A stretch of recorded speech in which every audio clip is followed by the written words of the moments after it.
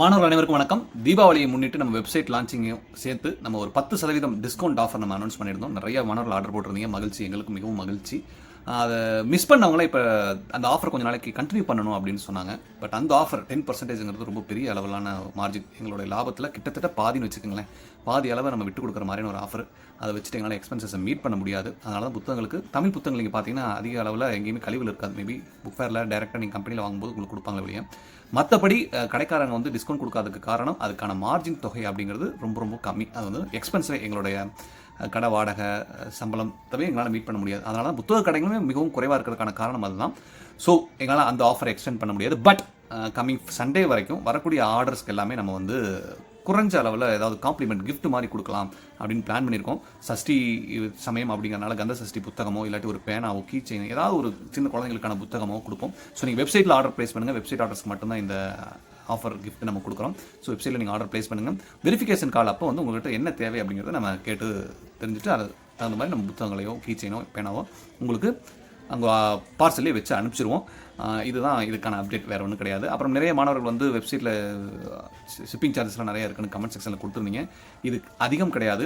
நீங்கள் அந்த புத்தகத்தோட எடையை எடுத்துகிட்டு உங்களுக்கு வந்ததுக்கப்புறம் சும்மா நீங்கள் புக் பண்ண வேண்டாம். ப்ரொஃபஷனல் கொரியர் இந்தியா போஸ்ட்டாக போயிட்டு அங்கே எவ்வளோ கேட்பாங்க அப்படிங்கிறது பாருங்கள். ஏற்கனவே மிகவும் மார்ஜின் கம்மியாக இருக்கக்கூடிய தொழிலில் நாங்கள் இருக்கிறோம்.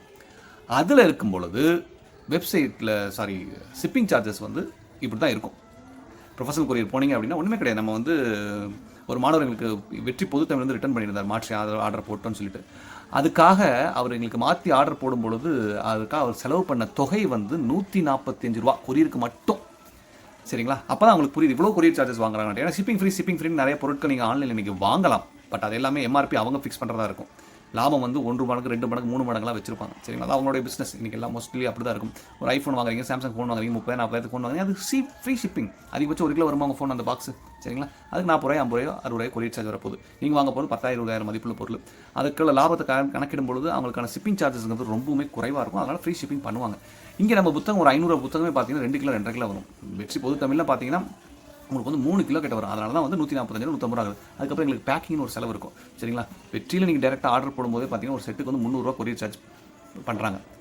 நாங்களும் அவ்வளோதான் இனிமேல் பண்ணலாம்னு முடிவு பண்ணி இவ்வளோ நாள் கம்மியாக பண்ணிட்டு இருந்தோம். எங்களுக்கு வந்து நான் ஏற்கனவே சொன்ன மாதிரி ஒரு வீடியோவில் ஃபேக் பேமெண்ட்ஸ் நாங்கள் வந்து 30,000-40,000 மந்த்லி ரிசீவ் பண்ணிட்டு இருக்கோம். நாங்கள் கவனிக்காமல் இருந்தோம். அப்போ எந்த அளவில் எங்கள் கணக்கு வழக்குகளை பார்த்துட்டு லாபம் என்ன கணக்கு பார்த்து போகணும் உங்களுக்கு தெரியும். ஸோ பதிப்பகத்திற்காரர்களே வந்து 300-400 ரூபா ஷிப்பிங் சார்ஜஸ் பண்ணும்பொழுது நாங்களும் பண்ணி தான் ஆகணும். ஏன்னா புத்தகங்களுக்கான எடை வந்து ரொம்ப அதிகம், விலை குறைவு, மார்ஜின் குறைவு, லாபம் குறைவுங்கிற நிறையா விஷயங்கள் இருக்குது. அதை புரிந்து கொள்ளுங்கள். எங்களால் முடிஞ்ச அளவுக்கு உங்களுக்கு சிறப்பாக எங்களோட சேவையை கொடுக்க தொடரும். நன்றி.